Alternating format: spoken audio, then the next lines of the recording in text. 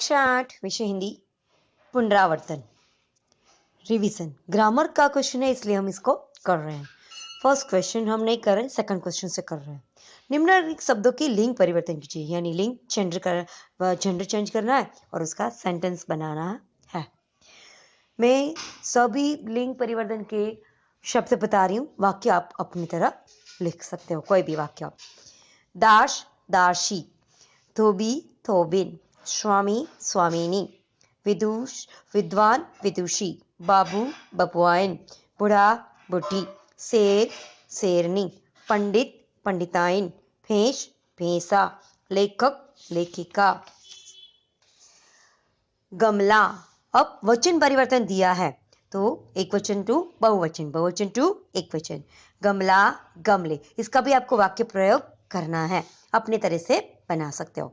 माला मालाएं, कहानी कहानियां, तिथि तिथियां, डिब्या डिब्बियां, चूड़ी चूड़ियां, सहेली सहेलियां, सेना सेना, चीज चीजें, वस्तु वस्तुएं। तो इस तरह पुनरावर्तन के दो क्वेश्चन करने, एक लिंग परिवर्तन और वचन परिवर्तन। अब चैप्टर नंबर 6 दिया है, तूफानों की ओर। शिव मंगल सिंह सुमन ने ये कवि की रचना की है 5 अगस्त 1950 को ग्राम जगरपुर, जिला उन्नाव, उत्तर प्रदेश में बनारस हिंदू विश्वविद्यालय से एमए और पीएचडी किया था। अनेक अध्ययन संस्थाओं, विश्वविद्यालयों तथा हिंदी संस्थान में उच्चतर पदों पर कार्य किया था, यानी हाई पोस्ट पर उसने काम किया है, बड़ी बड़ी संस्थाओं में, कॉलेजों में। 1947 में मिट्टी का भारत साहित्य अकादमी तथा 1993 में भारत भारती पुरस्कार से सम्मानित, यानी उसको अवार्ड भी मिला है। 1947 में भारत सरकार द्वारा पद्मश्री अवार्ड भी उसको मिला है, जो सबसे बड़ा हमारा देश का है। हिल्लोल, जीवन के कान, गुण, युग और मोल, प्रलय, सृजल, विश्व बदलता ही गया, विंध्य हिमालय, मिट्टी के भारत, वाणी की व्यथा, कटी अंगूठों की बंधनवारे, उद्यम और विकास, प्रकृति पुरुष कालिदास, ये सारी उसकी रचनाएं। इसके अलावा इस काव्य के अंदर कवि शिव मंगल सिंह सुमन ने सदा संघर्षमय रहकर अपने लक्ष्य की ओर आगे बढ़ने की प्रेरणा दी, यानी कितना भी तूफान आ जाए, कितनी भी मुश्किलें आ जाए, फिर भी उसका डट कर सामना करके उसका हल निकालने की कोशिश करने की बात बताइए।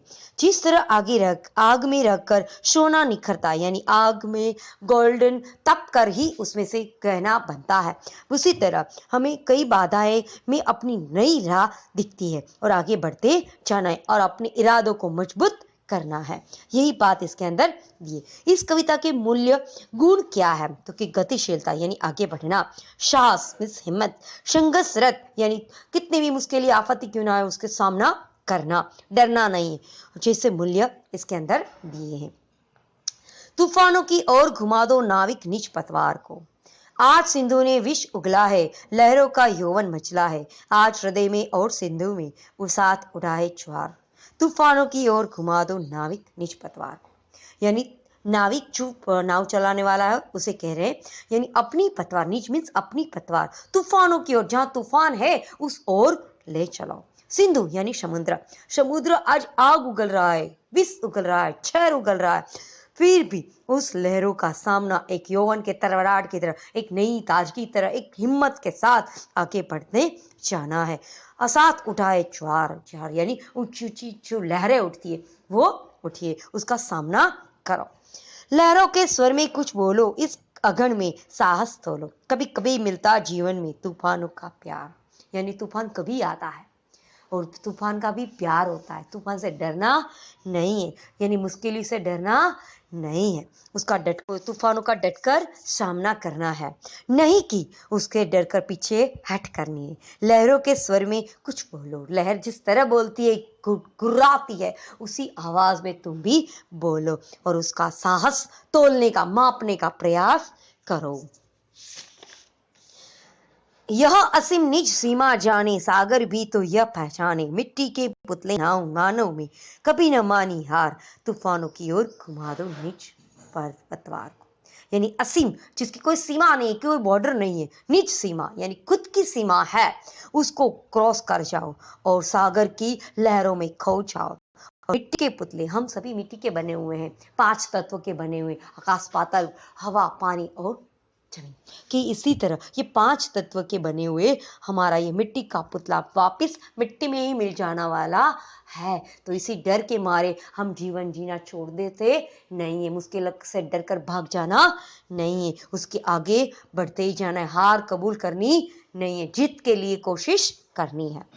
सागर की अपनी क्षमता है यह, पर माझी भी की कब थकता है, जब तक सांसों में स्पंदन है उसका साथ नहीं रुकता है, इसके ही बल पर कल कर डाले सातों सागर पार, तूफानों की ओर घुमा दो नाविक निष्पतवार।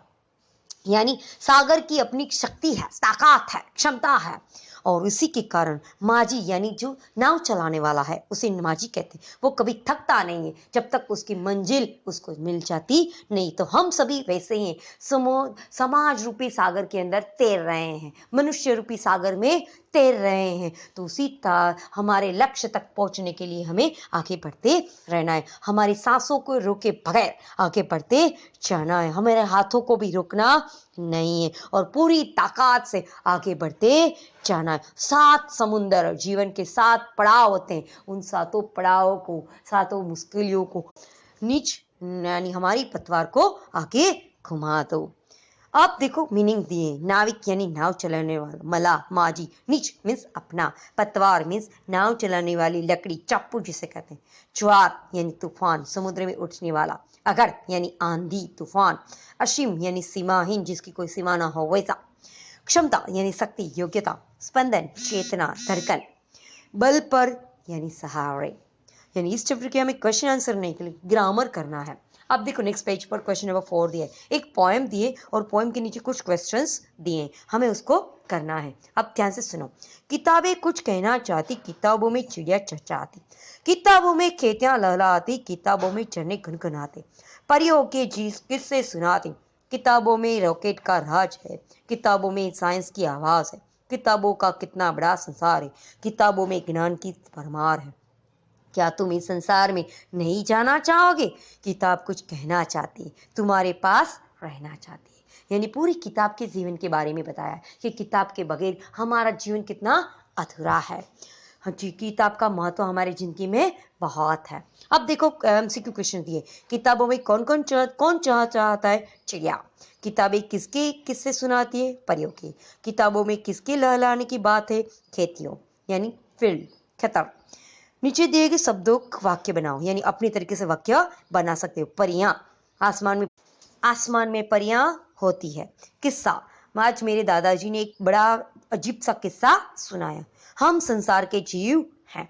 भरमार यानी हमारे पास, हमारे बुद्धि, हमारे मगज के अंदर हमारे पास ज्ञान का भरमार है, भंडार है। प्रश्न के उत्तर मैंने आंसर्स दिए हुए हैं। किताबों में क्या क्या है? हमें किताबें क्या पढ़नी चाहिए? किताबों में ज्ञान की भरमार है, ऐसा कवि क्यों कहते हैं?